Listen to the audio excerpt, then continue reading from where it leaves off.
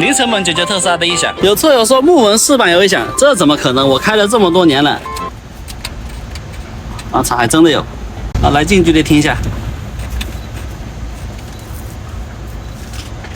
好，给大家表演一个徒手拆木饰板，这个老戏骨。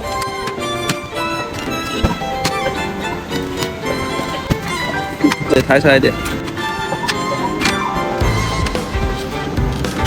这里再拿出来一点。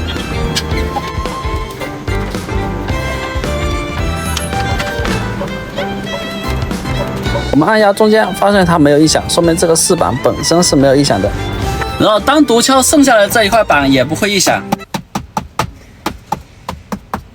就是不知道为什么两个没有异响的板子加在一起就异响了。总之把所有的卡扣先用海绵条贴上吧。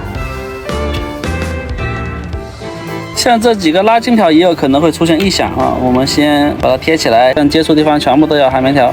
好像这样凸起来的地方呢，我们就用这个海绵条把这里包住，最大程度的减小异响。基本上能接触到的地方我都贴上了，一个卡扣都不要放过，除了跟这个仪表台这个软的地方，然后把这里贴上。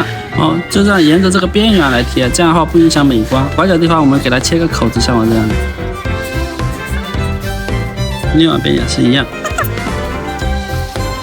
这样一个就可以了。接下来试试看吧。哎，这个好，现在没有声音了。OK， 木饰板一响就搞定了。